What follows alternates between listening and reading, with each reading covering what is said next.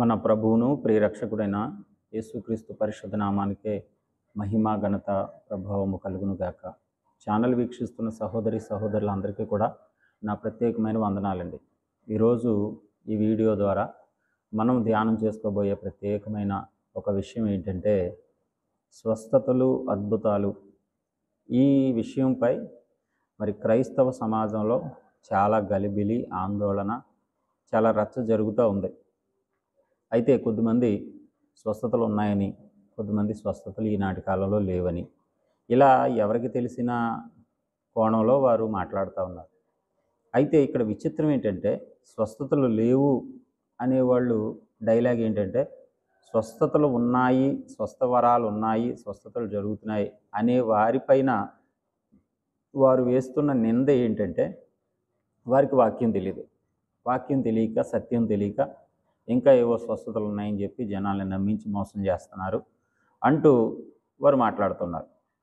మరి ఇటు స్వస్థతలు ఉన్నాయి, స్వస్థత వరాలు ఇప్పటికీ ఉన్నాయి అని, ఆ స్వస్థత వరాలు కూడా సువార్తకు ఉపయోగపడతాయి అంటున్న వారు చెప్తున్న మాట ఏంటంటే వాళ్ళు కూడా స్వస్థతను గురించి అర్థం చేసుకోలేక, కృపావరాలను అర్థం చేసుకోలేక, వాక్యంలో ఉన్న సత్యాన్ని గ్రహించలేక స్వస్థతలు లేవు అని మాట్లాడుతున్నారు అని ఒకరికొకరు మీకు వాక్యం తెలియదంటే మీకు వాక్యం తెలియదు. ఇది ఇప్పుడు జరుగుతున్న రచ్చ. సోషల్ మీడియాలో ఈ వింతైన వాదన జరుగుతూనే ఉంది.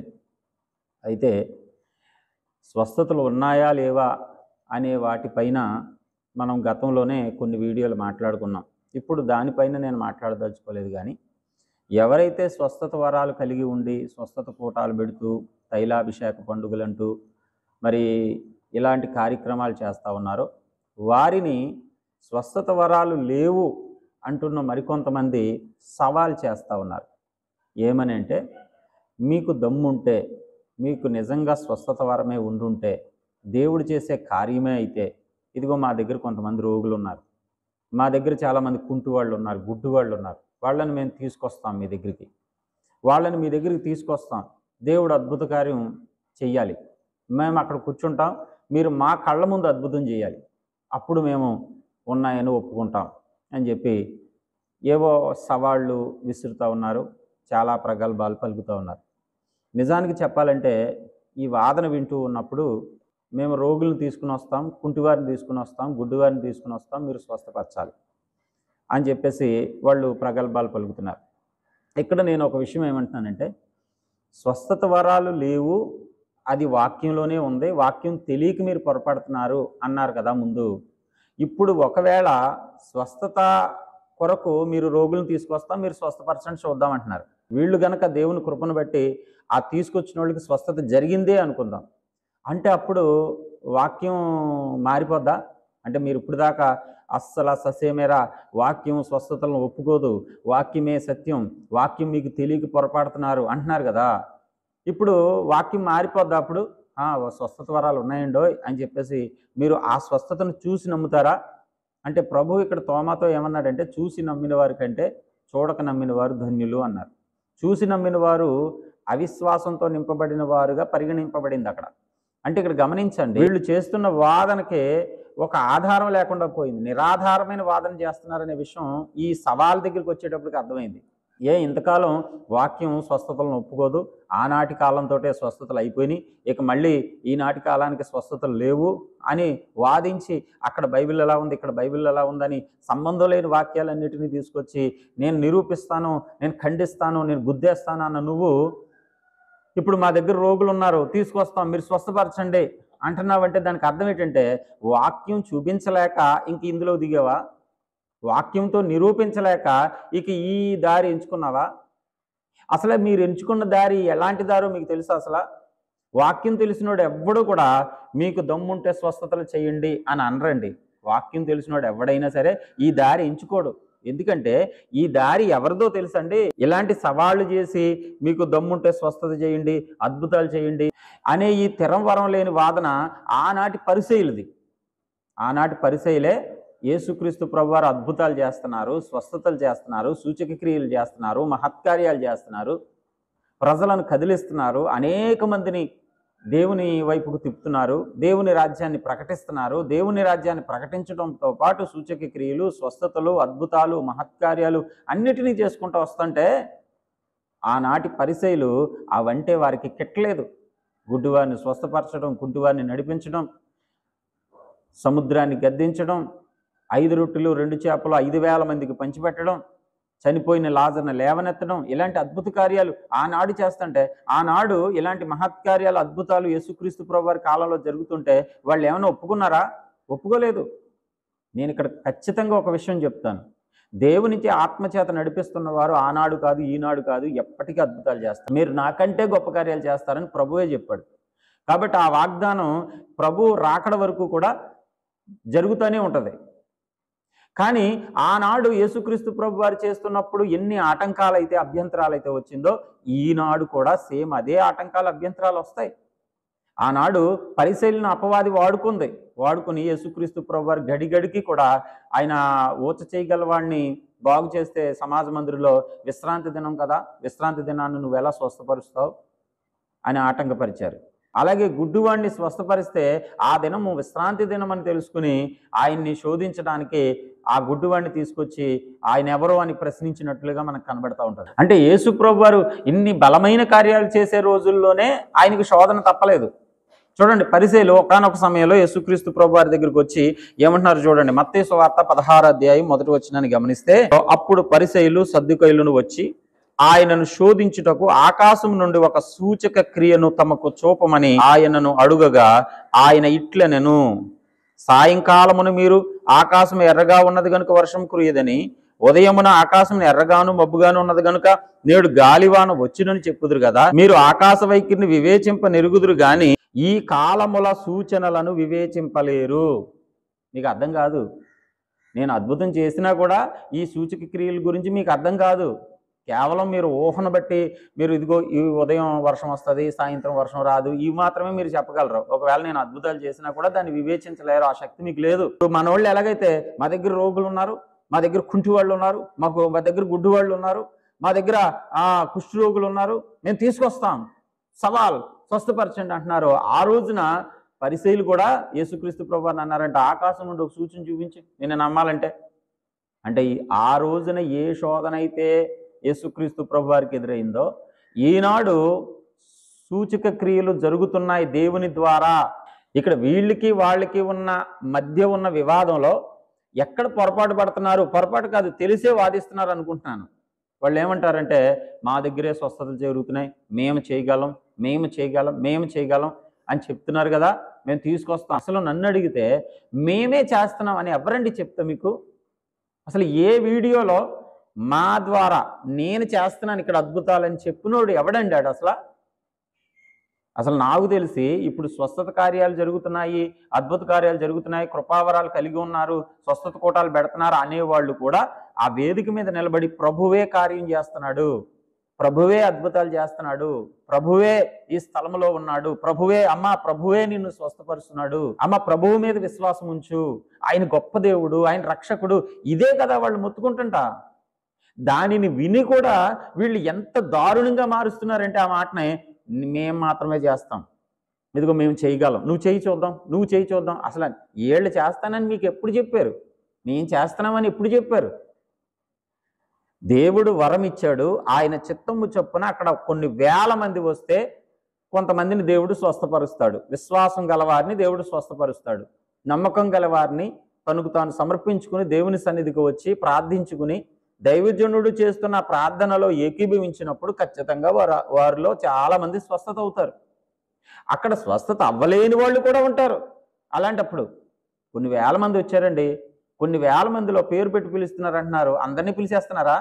గట్టిగా అయితే 10 మందిని పిలుస్తారు కొన్ని వేల మందిలో. ఇప్పుడు అక్కడ స్వస్థత కార్యాలు అనుభవించిన వాళ్ళు ఎంతమంది? గట్టిగా అయితే ఒక 20 మందో 30 మందో స్వస్థత కార్యాలు అనుభవించాం అని చెప్పి ఒకవేళ స్టేజ్ మీదకి వచ్చి సాక్ష్యం చెప్పినా చెప్పకపోయినా ఒక 10 మందో 20 మందో స్వస్థత. వేల మంది స్వస్థత పొందలేదు. ఎందుకు అలాగా అంటే, ఇప్పుడు నేను ఒక రోగిని తీసుకొస్తాను, నీ ముందు నిలబెట్టేస్తాను, వెంటనే స్వస్థత అయిపోవాలి అంటున్నావంటే, సేమ్ ఆనాటి పరిసయ్యులు ఎలాగైతే దేవుని పనిని శోధించారో ఈనాటి పరిసయ్యులు కూడా దేవుని పనిని శోధించడానికే అపవాది ఖచ్చితంగా వీరిని వాడుకుంటుంది. మేము ఆత్మ కలిగి నడుస్తున్నాం, పరిశుద్ధాత్మ మాలో ఉన్నాడు, పరిశుద్ధాత్మ నడిపింపుతో పౌరుషంతో మేము ముందుకెళ్తున్నాం తెలుసా అని చెప్పేసి ప్రగల్భాలు పలకొద్దు. ఒకవేళ నువ్వు పరిశుద్ధాత్మ శక్తితో నువ్వు ముందుకెళ్తుంటే అసలు వాడు వీడు అని చెప్పవు కదా. వీళ్ళు చూడండి, ఈ స్వస్థత వరాలను ఎదిరించే ఈ దైవజనులు ఎలా మాట్లాడుతున్నారంటే, దైవజనులందరినీ వాడు వాడు దొంగ వాడు అంటాడు. ఈ వాడు అనే పదం కూడా ఎవరి దగ్గర నుంచి వచ్చిందో తెలుసా? ఈ వాడు అనే ఈ సంస్కారం లేని ఈ పదం కూడా ఎక్కడి నుంచి వచ్చిందో తెలుసా? యేసుక్రీస్తు ప్రభు వారిని పదే పదే పరిసయ్యులు వాడు వీడు అనేవారు. గౌరవంగా ఆయన అనేవారు కాదు. వీళ్ళు ఎక్కడ చూసినా సరే బైబిల్ గ్రంథంలో చాలా వచనాలు ఉంటాయి, వీడు అనేవారు, వాడు అనేవారు. చూడండి, ఉదాహరణకు ఒక వచనం చూపిస్తాను మీకు. అందుకు ప్రజలందరూ విస్మయం ఉంది, ఈయన దావీదు కుమారుడు కాడా అని చెప్పుకొని చుండిరి. పరిసయ్యులు ఆ మాట విని అందరూనేమో విశ్వాసం ఉంచుతున్నారు, ఈయన నిజంగా దావీదు కుమారుడే, అంటే దేవుని వాగ్దానం వలన మనకు పంపబడిన ప్రవక్త, లేకపోతే మన కొరకు పంపబడిన మెస్సయ్య అన్నట్లుగా వారు దేవుని యొక్క సేవకుడే అనే మాటను వాళ్ళు నమ్ముతున్నారు. దేవుని క్రియలేవి అని నమ్ముతున్నారు జనం. కానీ వీళ్ళు ఏమంటున్నారంటే చూడండి, అందుకు ప్రజలందరూ విస్మయం ఉంది, ఈయన దావీదు కుమారుడు కాడా అని చెప్పుకుంటే, పరిసయ్యులు ఆ మాట విని వీడు దెయ్యములకు అధిపతి అయిన బెయల్జెబూబు వలననే దెయ్యములు వెళ్ళగొట్టుచున్నాడు గాని మరి ఒకని వలన కాదనిరి. వీళ్ళు ఏమంటున్నారు చూడండి, బెయల్జెబూబు వలనే దెయ్యాలు వెళ్ళగొడుతున్నాడు కానీ మరొకటి ఏం కాదు, దేవుని శక్తి ఏం కాదు. చూడండి, ఈ రోజు కూడా స్వస్థతలు జరుగుతుంటే వీళ్ళు ఏమంటున్నారు, అది దేవుని శక్తి ఏం కాదు, మోసం, అది దేవుని సేవను పాడు చేయడం అది అని చెప్పేసి రకరకాలుగా వీళ్ళు ఎలా నిందిస్తున్నారో, ఆ రోజున యేసుక్రీస్తు ప్రభువుని కూడా ఆనాటి పరిసయ్యులు ఏమని పిలిచారంట, వీడు వాడు అన్నట్లుగా ఉంది. చూడండి, వీడు దయ్యములకు అధిపతి, వీడు అని ఎవరినన్నారండి? యేసు ప్రభువుని అన్నారు. ఇప్పుడు కొంతమంది సేవకులు కూడా ఈ స్వస్థత వరాలు కలిగి ఉన్న వాళ్ళని కూడా ఎంత బాగా మాట్లాడుతున్నారో తెలుసా? ఎంత మంచి సంస్కారంతో వాళ్ళని గురించి వీళ్ళు ప్రస్తావిస్తున్నారు తెలుసా? వాడు దొంగ, వాడు అంటున్నారు. వాడా? పరిశుద్ధాత్మ ఉందా నీలో ఉన్న పరిశుద్ధాత్మ దేవుడు సంస్కారం లేకుండా మాట్లాడిస్తున్నాడా నీ చేత? పరిశుద్ధాత్మ దేవుడు ఎదుటివారిని కించపరిచేటట్లు మాట్లాడిస్తున్నాడా నీ చేత? నాలో పరిశుద్ధాత్మ దేవుడు ఉన్నాడు తెలుసా? నాలో పరిశుద్ధాత్మ నడిపిస్తుందో తెలుసా? పరిశుద్ధాత్మ నాలో, అసలు నీలో పరిశుద్ధాత్మ ఉన్నాడంటే నీ మాట తీరే అసలు పరిశుద్ధాత్మకి సరిపోవట్లేదు. అసలు నిన్ను గమనిస్తే, నీ మాటను గమనిస్తే, నీ తీరును గమనిస్తే, నీ పద్ధతిని గమనిస్తే అది పరిశుద్ధాత్మ దేవుడు ఇచ్చిన పౌరుషం కాదు. పరిశుద్ధాత్మ దేవుడు ప్రేమను చూపించమంటాడు. పరిశుద్ధాత్మ దేవుడు ఆయన చూపించే విధానంలో ప్రేమ ఉంటుంది, వాత్సల్యత ఉంటుంది, గౌరవం ఉంటుంది, యథార్థత ఉంటుంది. ఆయన ప్రేమ నిష్కపటమైన ప్రేమ చూపిస్తాడు. కానీ నువ్వేం చూపిస్తున్నావు? వాళ్ళని నిందించడానికి, వాళ్ళను దూషించడానికి, నోటుకొచ్చిందల్లా మాట్లాడుతూ ఆ పరిచర్ని ఏదో రకంగా నాశనం చేయాలన్న తపన కలిగి ఉన్నవాడుగా కనబడతా ఉన్నావు. ఆనాటి పరిసయ్యులు కూడా సేమ్ ఇదే సవాల్ చేశారండి యేసు ప్రభువారిని. నువ్వు అద్భుతాలు చెయ్యి, సూచక క్రియలు చెయ్యి, ఆకాశం నుంచి ఒక సూచన మాకు చూపించు. యేసు ప్రభువారు దోణి మీద ప్రయాణం చేస్తుండగా తుఫాను చెలరేగినప్పుడు ఆ దోణి మునిగిపోతుండగా ఆయన పైకి లేచి గాలిని సముద్రాన్ని గద్దించి అది మిక్కిలి నిమ్మలమైనట్టు చేయలేదా? ప్రజలందరూ చూసి ఈయన ఎవరో, గాలియు సముద్రము ఈయనకు లోబడుచున్నదే అని చెప్పుకున్నారంట కదా. ఎలా జనం చూస్తుండగానే సూచక క్రియలు ఆ రోజు చేయలేదా? అలాగే ఆయన నీటి మీద నడిచొచ్చి మరి సముద్రాన్ని గాలిని గద్దించి పేతుర్ని నీటి మీద నడిపించలేదా? ఆయన సూచక క్రియలు చేయగలడు. మరి వీళ్ళు అడిగినప్పుడు ఎందుకు చేయలేదు? చెయ్యడు. అలాగే మీరు కుష్ఠరోగులను తీసుకొస్తాం, గుడ్డివాళ్ళని తీసుకొస్తాం, కుంటివాళ్ళని తీసుకొస్తాం అంటే మీరు దేవుణ్ణి పరీక్షించడానికి వచ్చారు. మీకెలా అద్భుతాలు జరుగుతాయి? మీరు చూడలేరు, మీరు అద్భుతాలు చూడలేరు. ఒకవేళ నిజంగా మళ్ళా చెప్తున్నాను, నిజంగా వీళ్ళు కుష్ఠరోగులను తీసుకురానివ్వండి, వీళ్ళని కుంటి వాళ్ళని తీసుకురావనివ్వండి, గుడ్డి వాళ్ళని తీసుకురావనివ్వండి, దేవుడు ఆశ్చర్యకరంగా అక్కడ ఉన్న వ్యక్తులను పట్ల అద్భుతం చేసేసి వాళ్ళను స్వస్థపరిచేసినా కూడా, ఖచ్చితంగా చెప్తున్నాను, కూడా దెయ్యపు కార్యాలండి అలా జరుగుతాయి ఈ కాలంలో అని అడుగుతారు వీళ్ళు. దెయ్యం కార్యాలు ఇవి. అవును, ఇప్పుడు జరిగింది అంటే అర్థం ఏంటి? దెయ్యం కార్యం ఇది అని మళ్ళీ నాలుక అలా మేలేస్తారు. అంటే అర్థం ఏంటంటే ఇక్కడ అపవాది తంత్రం ఏంటంటే కొంతమందిని వాడుకుంటూ జరుగుతున్న పరిచర్ని ఏదో ఒక రకంగా ఆపాలి, ఏదో ఒక రకంగా సమస్యను పుట్టించాలి, ఏదో ఒక రకంగా శోధన కలగ చేయాలి. వాడు దొంగ, వీడు దొంగ, వాడు అలాంటోడు, వీడు ఇలాంటోడు అంటే అందరి మీద నోరిచ్చుకుపడిపోయి పరిచయని పాడు చేయడానికే దుష్టుడు కొంతమందిని వాడుకుంటున్నాడు. వాళ్ళు ఏమనుకుంటున్నారంటే దుష్టుడు వాళ్ళని బలంగా వాడుకుంటుంటే పరిశుద్ధాత్మ చేత మేము వాడబడుతున్నామంటే పరిశుద్ధాత్మ ఎలా వాడుకుంటాడో కూడా తెలియని దుస్థితిలో ఉన్నారు. పరిశుద్ధాత్మ నీలోకి వస్తే నీలో ఎంత ప్రేమ వాత్సల్యత ఎదుటి వారి మీద కలుగుతుందో కూడా తెలియని దుస్థితిలో ఉన్నారు. అసలు పరిశుద్ధాత్మ నడిపింపు అంటే ఏంటో, పరిశుద్ధాత్మ అనుభవం అంటే ఏంటో తెలియని స్థితిలో ఉన్నారనే విషయం ఇక్కడ చాలా స్పష్టంగా అర్థమవుతుంది. నేను ఈ వాక్యం ద్వారా, నేను ఈ వీడియో ద్వారా మీకు చెప్పేది ఏంటో తెలుసా? ఆనాడు యేసుక్రీస్తు ప్రభు వారి ద్వారా అద్భుతాలు జరుగుతుంటే పరిసయ్యులు ఒప్పుకోలేదు. అద్భుతాలు కళ్ళారా చేస్తున్నాడండి, ఆయన దేవుని కుమారుడే, ఆయన మన కొరకు వచ్చిన మెస్సయ్యే అని వాళ్ళు ఒప్పుకోలేదు. ఎందుకు ఒప్పుకోలేదు? దుష్టుడు ఒప్పుకోనివ్వడం. మరలా వచ్చి నువ్వు సూచక క్రియలు చేయి చూద్దాం, మా కళ్ళ ముందు నేను కూర్చుంటాను. మొన్న ఆయన అడుగుతున్నాడు కదా, ఏమని? నేను స్టేజ్ మీద కూర్చుంటాను, నా ఎదురుగుండా చేయి నువ్వు చూద్దాం అంటున్నాడు కదా. ఆనాటి పరిసయ్యులు కూడా చేయి చూద్దాం, మేము ఇక్కడ కూర్చుంటాం, చేయి చూద్దాం, ఆకాశం నుంచి ఒక సూచన చూపించు అంటే నువ్వు చూపించు అంటే చూపించేది కాదు. ఇది విశ్వాసాన్ని బట్టి, విధేయతను బట్టి, వారి యొక్క సమర్పణను బట్టి, అక్కడ జరుగుతున్న బలమైన ఆరాధనను బట్టి, ఆ వ్యక్తికి దేవుడు చెయ్యాలో లేదో ఆయన చిత్తమును బట్టి అద్భుత కార్యాలు అక్కడ జరుగుతాయి, రక్షింపబడతారు. రక్షణార్థమైన కార్యాలు దేవుడు చేస్తాడు తప్ప ఎవడో వచ్చి సవాల్ చేస్తే చేయడు. అసలు దురదృష్టం ఏంటంటే మతోన్మాదులు చేయవలసిన పని ఈ రోజున దైవజనులు తీసుకున్నారండి. మతోన్మాదులు సవాల్ చేశారు చాలా కాలం, ఇదిగో మా ముందు అద్భుతాలు చేయండి, హాస్పిటల్లో రోగులు ఉన్నారు స్వస్థపరచండి చూద్దాం, హాస్పిటల్లో చాలామంది ఉన్నారు మేము తీసుకెళ్తాం, చాలామంది రోగులు మీ దగ్గరికి తీసుకొస్తాం, మీరు స్వస్థపరచండి చూద్దాం, మీరు బాగు చేయండి చూద్దాం అని మతోన్మాదులు క్రైస్తవ్యం మీద బురద జల్లడానికి, క్రైస్తవ్యాన్ని ఏదో రకంగా కించపరచడానికి, క్రైస్తవ్యంలో జరిగే కార్యాలు ఏదో ఒక రకంగా ఆటంకపరచడానికి మతోన్మాదులు చేసే పని వాళ్ళు అరిసి అరిసి అరిసి మనం ఎంత అరిసినా సరే దేవుని కార్యాలు జరుగుతూనే ఉంటాయి, రక్షణ కార్యాలు జరుగుతూనే ఉంటాయని వాళ్ళు నోరు మూస్తే అపవాది మీ వల్ల జరగదు కానీ నేను క్రైస్తవంలోనూ కొంతమంది సేవకులనే రెచ్చగొడతానని చెప్పి ఇక సేవకులనే దుష్టుడు వాడుకోవడం మొదలుపెట్టాడని అర్థమవుతుంది. ఇక్కడ స్పష్టంగా అర్థమవుతుంది. ఇక్కడ వీళ్ళు కూడా సేమ్ మతోన్మాదుల్లాగా క్రైస్తవ సంఘాన్నే విమర్శించే వాళ్ళ మారారు. బాబు నాయన మీరు చేసే పని మీరు చేయక్కర్లద్దు, ఉన్నారు కొంతమంది చేయడానికి, సేమ్ అలా సవాల్ చేయడానికి, స్వస్థత కార్యాలను విమర్శించడానికి, వాళ్ళ మీద తిరుగుబాటు చేయడానికి, వాళ్ళ మీద కేసులు పెట్టడానికి, వాళ్ళని ఇబ్బంది పెట్టడానికి కొంతమంది మతోన్మాదులు ఆల్రెడీ ఉన్నారు. వాళ్ళ పని వాళ్ళు చేయనివ్వండి, వాళ్ళ పని మీరెందుకు చేస్తారు? మీరు వాళ్ళకి సపోర్ట్ చేసినట్టు మతోన్మాదులు ఏదైతే చేయాలనుకుంటున్నారో మీరే చేస్తుంటే వాళ్ళకి నవ్వు వస్తుంది. భలే మన కోసం ఒక సేవకుడు దొరికాడురా బాబు, మనకు అనుకూలంగా ఉంటున్నాడు ఆయన. ఒక చెప్తున్నారు ఎప్పుడో కానీ, అన్యులు ఎంతోమంది నన్ను శబాష్ అంటున్నారు, భలే చేస్తున్నారండి అని అన్యులు ఎంతోమంది నన్ను మెచ్చుకుంటున్నారంటే మెచ్చుకోకుండా ఎలా ఉంటారు మరి? క్రైస్తవ సంఘాన్ని బలపరిచేవాడు అయితే అన్యులు నిన్ను చూసి బాధపడతారు, ఇదిగో మన వాళ్ళందరినీ మార్చేస్తున్నాడు ఈయన. కానీ నువ్వు క్రైస్తవ సంఘాన్నే ఇబ్బంది పెట్టేవాడుకుంటే అన్యులు మెచ్చుకుంటారు, మతోన్మాదులు కూడా మెచ్చుకుంటారు రేపటి నుంచి. భలే చేస్తున్నాడు, మనం చేయవలసిన పని అంతా ఈయనే చేస్తున్నాడు అని చెప్పేసి అంటారు. కాబట్టి ఆనాటి పరిసయ్యులకి ఆ కార్యాలు నచ్చలేదు, ఎట్టి పరిస్థితుల్లో మేము ఒప్పుకోము అన్నట్లుగా ఉన్నారు. వాళ్ళు కూడా అదేంటయ్యా దేవుని కార్యాలను అడ్డు పెడతారంటే ధర్మశాస్త్రానికి వ్యతిరేకం ఇది, ధర్మశాస్త్రానికి వ్యతిరేకం ఇది, ఈయన చెప్పే మాటలు కానీ, ఈయన చెప్పే బోధలు కానీ, ఈయన చెప్పే క్రియలు కానీ అన్ని ధర్మశాస్త్ర సంబంధానికి వ్యతిరేకంగా ఉన్నాయి అంటున్నారు. ధర్మశాస్త్రాన్ని అడ్డెట్టుకుంటున్నారు వాళ్ళు. ఈనాటి ఈ పరిసయ్యులు వాక్యానికి విరుద్ధం ఇది, వాక్యానికి విరుద్ధం ఇది, వాక్యానికి విరుద్ధం అని వీళ్ళు పాడుతున్నారు. అసలు వాళ్ళకి ధర్మశాస్త్రం అర్థం కాలే, వీళ్ళకి వాక్యం అర్థం కాలే.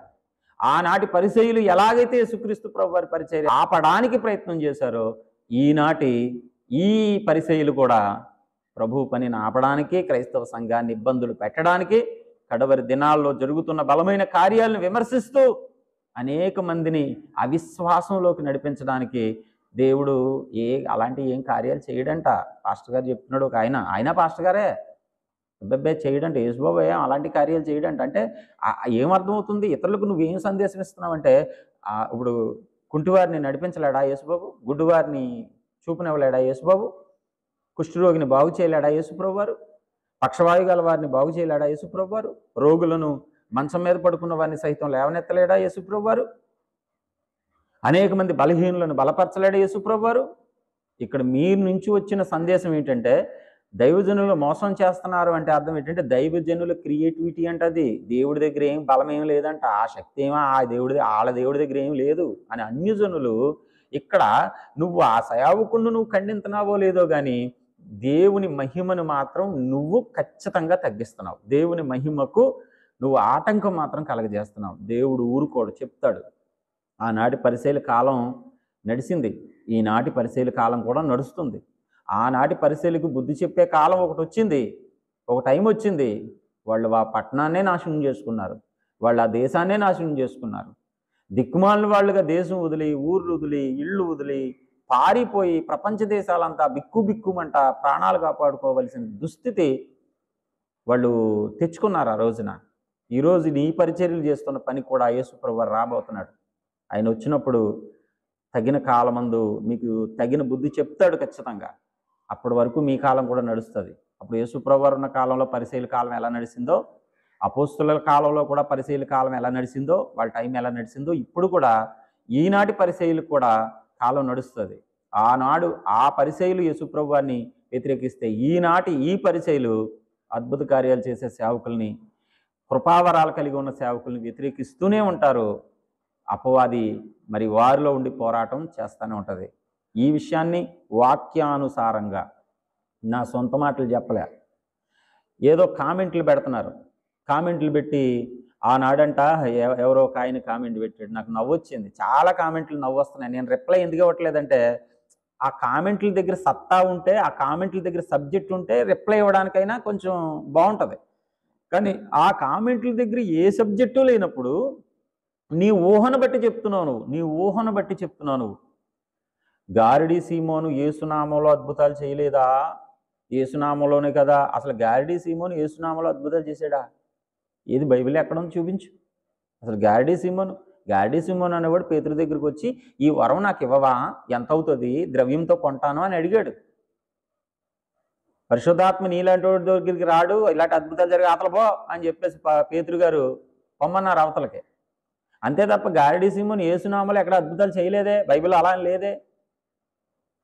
ఇలాంటి కామెంట్లు అద్భుతమైన కామెంట్లు అండి. వీళ్ళు బైబిల్ చదవరనమాట. ఎవడో చెప్పిన ప్రసంగం వింటాం తప్ప ఏనాడు ఈ కాగితం ఇలా తిరగేసి బైబిల్ తిరగేసి చూసిన మొహాలు కాదు. మరి ఇలాంటి వాళ్ళతో నేను ఎలాగా కామెంట్లకి రిప్లై ఇస్తాను నేను? మరొకరు అంటారు ఆనాడు యేసుప్రభు వారు కనికరపడి కార్యాలు చేశాడు తప్ప ఊరికినే కాదు అంటే ఆనాడు ఆ ప్రజల మీద ఉన్న కనికరం ఈనాటి ప్రజల మీద దేవుడికి లేదా? ఇది కామెడీయే కదా. ఆనాడు అద్భుతాలు ఎందుకు చేశాడు అనుకుంటున్నారండి? కనికరపడి చేశాడు ఆయన. ఈనాడు ఎందుకు చేస్తాడంటే ఈనాటి ప్రజల మీద ఆయన కనికరం లేదా? ఈనాటి ప్రజల మీద ఆయనకి ద్వేషమా? ఈనాటి ప్రజల మీద ఆయనకు కోపమా? ఆనాడు ఆ ప్రజలను ఎలా కనికరపడ్డాడో ఈనాటి ప్రజలను కూడా ప్రభు అలాగే కనికరపడతాడు. ఎందుకంటే ఆయన ప్రేమ మారనిది, ఆయన ప్రేమ శాశ్వత కాలం ఉండును. ప్రేమ ఆనాడుండి ఈనాడు ఆగిపోయేది కాదు. మరి ఇలాంటి సబ్జెక్ట్ లేని వాళ్ళందరూ వచ్చిన కామెంట్లు పెడుతుంటే నేను ఎలా రిప్లై ఇస్తాను బ్రదర్స్? మీరు ఏదైనా నాకు కామెంట్ పెట్టాలనుకుంటే వాక్యపు లోతుల్లోంచి నా సబ్జెక్టుకి నేను చెప్పగలిగిన వివరణకు సరిపోయే అంత కామెంట్ పెట్టండి, అప్పుడు నేను దిగుతాను రంగంలోకి. అంతే తప్ప ఇలాంటి కామెడీ డైలాగులు మీరు కామెంట్ల కింద పెడితే మీకు నేను రిప్లై ఎందుకు ఇస్తాను చెప్పండి? నాకు నవ్వు వస్తుంది. అంతే. అవి చదువుతున్నాను, కొన్ని చదువుతున్నాను, అన్నీ కాకపోయినా, కానీ నాకు నవ్వు వస్తుంది. ఇలాంటి వాళ్ళు కూడా ఉన్నారా క్రైస్తవ సంఘంలో? ఏం చేస్తాం మరి? వీళ్ళు ఎంతసేపు కూడా ఎవరో దైవజనుడు వచ్చి చేసిన ప్రసంగం విని రాసేసుకుంటారు తప్ప పుస్తకాలు నిండిపోతాయి. వీళ్ళు ఎప్పుడు కూడా బైబిల్ ఎలా తిరగేరు. ఇప్పుడు ఈ వచనం చెప్పారు కదా ఈయన, ఈ వచనానికి వివరణ ఇదేనా? దీనికి సంబంధించిన వచనాలు ఇంకా రిఫరెన్స్ ఇంకా ఎక్కడెక్కడ ఉన్నాయి, ఏమేమి ఉన్నాయి, దాన్ని పరిశోధనాత్మకంగా చర్చించి చదివే మైండ్ సెట్ వీళ్ళకి లేదు. కాబట్టి ఎవడో చెప్పాడు ఎంగిలి ప్రసంగం, ఆ ఎంగిలి ప్రసంగాన్ని పట్టుకొచ్చి అందరి దగ్గర వాగేస్తూ ఉంటారు. కానీ అది కాదు. సబ్జెక్టుని సరిగా అర్థం చేసుకోండి. నిజంగా చెప్తున్నాను, ఆనాటి పరిచర్యలే ఇలా శోధించారు. మీరు సూచక్రియలు చేయండి చూద్దాం అని ఆనాటి పరిచర్యలు అన్నారు. అద్భుతాలు చేయండి మేము వచ్చి కూర్చుంటాం, మా ఊళ్ళని తీసుకొస్తాం అని ఈనాటి పరిచర్యలు అంటున్నారు. ఆనాటి పరిచర్యలకి దేవుడు జవాబు సూటిగా చెప్పాడు, జరగవరా అబ్బాయి, మీ ముందు చేయవలసిన అవసరం కూడా లేదు, ఒకవేళ చేసినా దానిని మీరు గ్రహించరు. అని చెప్పేశాడు. నేను ఎందుకు చేయలేను, నేను చేయలేనా, చూడు ఇప్పుడే చేస్తాను చూడు అని చెప్పేసి ప్రభు ఏమీ ఆవేశపడిపోలా. అలాగే ఈనాటి దైవజనులు కూడా ఆవేశపడిపోయి తీసుకురండి చూద్దాం, కుంటోండి తీసుకురండి చూద్దాం, గుట్టోండి తీసుకురండి చూద్దాం, ఇప్పుడే నేను బాగు చేస్తాను అని అనరు. ఎందుకు అనరు అంటే చేసేది వాళ్ళు కాదు, చేసేది ప్రభు. వీళ్ళు ఎందుకు తీసుకురమ్మంటారు, తీసుకురా స్టేజ్ మీద కూర్చో, నీ ఎదురుకుండా చేస్తాను చూద్దు కానీ అని చెప్పేసి వాళ్ళు అనరు, అనకూడదు కూడా. ఎందుకు అనరు అంటే వాళ్ళు చేసే కార్యాలు ఏవి వాళ్ళవి కాదు, వాళ్ళ ప్రభువు చేస్తున్నాడు. ప్రభు చిత్తమైతే చేస్తాడు, చిత్తం కాకపోతే చేయడు. కాబట్టి ఆత్మ నడిపింపు ఉంటే జరుగుతాయి, అక్కడ ఆత్మ నడిపింపు లేకపోతే జరగవు కూడా. కాబట్టి సత్యాన్ని అర్థం చేసుకోండి. విషయం అసలు ఆ స్వస్థత వరం అంటే ఏంటో ముందు అర్థం చేసుకోండి. ఆ వరం ఎలా పనిచేస్తుందో అర్థం చేసుకోండి. ఆ వరం ఇచ్చిన వాళ్ళను దేవుడు ఏ రీతిగా వాడుకుంటాడో, దేవుడు ఎప్పుడు అద్భుతాలు చేస్తాడో ఎప్పుడు చేయడో కూడా పూర్తిగా గ్రహించి మాట్లాడండి. అంతే తప్ప నోటికి వచ్చేస్తున్నాయి కదా మాటలు అని చెప్పేసి ఏదో ప్రగల్భాలు పలికేసి సవాళ్ళు చేసేసి వాక్యం ముందు నవ్వులు పాలు అవ్వకండి. కాబట్టి ఇప్పుడు ఎవరెవరైతే ఇదిగో స్వస్థతలు చేస్తానంటున్నారు కదా, మేము తీసుకొస్తామంటున్నారో వాళ్ళు సిగ్గుపడాలి. నిజంగా చెప్పాలంటే వాక్యం ముందు సరిగ్గా ఆలోచిస్తే సిగ్గుపడాలి. చిచ్చి ఆనాటి పరిశీలి ఎలాంటి మాటలు మాట్లాడారో మేము అదే మాట్లాడాము. ఆనాటి పరిశీలి యేసుక్రీస్తు ప్రభు వారి మీద ఎటువంటి బాణాలు వేశారో మేము వీళ్ళ మీద అదే బాణాలు వేస్తున్నాం. అంటే ఆ పరిశీల సంతతికి చెందిన వాళ్ళం అయ్యాము అక్కడికే, పరిశీలి జాతికి చెందిన వాళ్ళం అయ్యాము అక్కడికే, పరిశీలిలాగా దేవుని పనికి అడ్డంకు పడేవాళ్ళుగా మేము మారామా అని చెప్పేసి సిగ్గుపడండి. ఇప్పటికైనా సిగ్గుపడండి. మీరు చేసేది వాక్యానుసారం కాదు అని నిరూపించబడిపోయింది. ఎలా నిరూపించబడిపోయిందంటే వాక్యానుసారం అయితే ఇంకా మీరు వాక్యాన్ని అడ్డెట్టుకునే మాట్లాడతారు. ఇదిగో వాక్యంలో ఎలాగుంది, వాక్యంలో ఎలాగుంది, వాక్యంలో ఎలాగుంది, వాక్యంలో ఎలాగుంది అని చెప్తారు తప్ప నేను వస్తాను, నేను గుడ్డోని తీసుకొస్తాను, నేను కుంటోని తీసుకొస్తాను అని స్వస్థపరిచిన చూద్దాం. ఒకవేళ స్వస్థపరిచితే మారిపోతావా నువ్వు? ఒకవేళ అక్కడ బాగుపడిపోతే నేను చెప్పిన వాక్యాలన్నీ తప్పండి, బైబిల్లో అలాగా రాశారండి అని చెప్పేసి అప్పుడు వాక్యాన్ని కూడా పక్కనెడేస్తావు. అప్పుడైతే అలాగైతే అంటే వాక్యం కూడా నిరర్థకం చేసేస్తాం. అప్పుడు మరి వాక్యంలో అలాగుంది, ఇలాగుంది, ఇలాగుంది, అలాగుంది అని మాట్లాడేసావు కదా ఇప్పుడు దాకా. ఒకవేళ అక్కడికి వెళ్ళి జరిగిపోతేనో అప్పుడు వాక్యం నిరర్థకం అయిపోద్దా? అవ్వదు కదా. మరి అవ్వనప్పుడు మరి ఈ స్టాండ్ ఎందుకు తీసుకున్నావు మధ్యలో? మీరు చేయండి చూద్దామని ఈ స్టాండ్ తీసుకున్నావంటే నువ్వు వాక్యంలోంచి ఎటువంటి నిరూపణ నీ దగ్గర ఇంక లేదు కాబట్టి ఇంక చివరికి వచ్చినప్పటికీ చేయండి చూద్దాం అనే పరిస్థితికి దిగజారిపోయావు. ఆనాడు కూడా పరిశీలి యేసుక్రీస్తు ప్రభు వారికి ఏ రూట్లో కూడా సమాధానం చెప్పలేక ఆయన అడుగుతున్న ప్రతి ప్రశ్నకి ఆయన జవాబు చెప్తున్నాడు కాబట్టి ఆయన్ని ఎదిరించలేక సరే మా కళ్ళ ముందు సూచక్రియ చేయండి చూద్దాం అని చెప్పి అడిగే దుస్థితికి దిగజారిపోయారు ఆ రోజు పరిశీలి. ఆ రోజు పరిశీలి ఎలా దిగజారిపోయారో ఈనాడు ఈ పరిచయులు కూడా అలాగే దిగజారిపోయారు. ఆనాడు పరిచయులు సంతతే ఈనాడు ఈ యొక్క అద్భుత కార్యాలను వ్యతిరేకించే గుంపు అంతా కూడా. ఈ గుంపు ఆనాటి పరిశీలికి సంబంధించిందే. ఆనాటి పరిశీలిలో ఏ ఆత్మ పనిచేసిందో ఇప్పుడు ఈనాటి ఈ గుంపులో కూడా అదే ఆత్మ పనిచేస్తుంది. ఆనాటి పరిశీలు ధర్మశాస్త్రాన్ని అడ్డెట్టుకుంటే, నేను ధర్మశాస్త్రాన్ని బట్టి మాట్లాడుతున్నామని వాళ్ళు అడ్డెట్టుకుంటే, ఈనాటి ఈ గుంపు వాక్యాన్ని అడ్డు పెట్టుకుని మేము సత్యమే చెప్తున్నాం అంటూ మాట్లాడుతూ ఉన్నారు. ఆ దేవుడు అద్భుతం చేస్తే ఎవడు కాదంటాడండి? అంటే అద్భుతాలు ఉన్నాయని ఒప్పుకున్నట్టేనా? ఒక్కొక్క వీడియోలోనేమో అద్భుతాలు లేవంటావు, ఒక్కొక్క వీడియోలో దేవుడే అద్భుతం చేస్తే ఎవడు కాదంటాడండి అంటావు మళ్ళీ. అంటే కృపావరాలు ఉన్నాయని ఒప్పుకున్నట్టేనా? ఆ స్టేట్మెంట్ డైరెక్ట్గా చెప్పు. మరి ఆ స్టేట్మెంట్ డైరెక్ట్గా చెప్పు, అద్భుతాలు ఉన్నాయి, కృపావరాలు ఉన్నాయి, నీటికి పనిచేస్తున్నాయి అని ఒప్పుకో. నువ్వు చేసే ప్రసంగాలకి మొత్తం అన్నిటికీ కూడా అన్నీ తెగిపోతాయి ఇంక అక్కడతోటి. ఒక మాట ఒకలాగా, ఒక మాట ఒకలాగా నాలుగు మడతెట్టుకుని మాట్లాడడం అలవాటు వీళ్ళకి. కాబట్టి దేవుడు చేసే కార్యాలకు ఆటంకం కలగజేసేవారు ఆనాటి పరిచయులు, ఈనాటి పరిచయులు.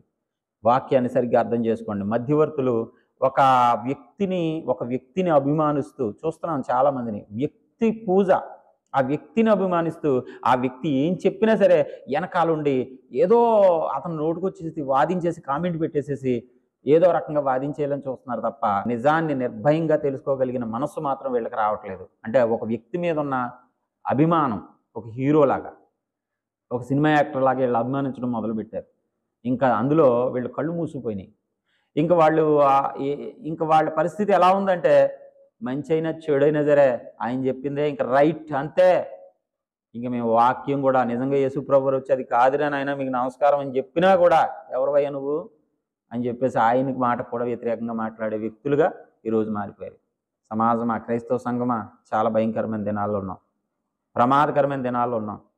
కాబట్టి దేవుని పరిచర్యకు ఆటంకం కలుగు చేస్తున్న ఈ దుష్ట ఆత్మ కలిగిన మనుషులను, గుంపులను తెలుసుకోండి, వారి నుంచి విడుదల పొందండి, దేవుని కార్యాలను రుచి చూడండి, దేవుని కార్యం వైపుకు తిరగండి. దేవుడు మిమ్మల్ని దీవిస్తాడు. ఈ వాక్యం విన్న, ఈ వీడియో చూసిన ప్రతి ఒక్కరు కూడా వాక్యాన్ని ముందు పెట్టుకుని పరిశీలించి నిజాలు నిర్భయంగా తెలుసుకోవాలని ప్రేమపూర్వకంగా ఈ మాటలు తెలియపరుస్తూ ఈ మాటలు ముగిస్తా ఉన్నాను. దేవుడు మిమ్మల్ని దీవించునుగాక. ఆమేన్.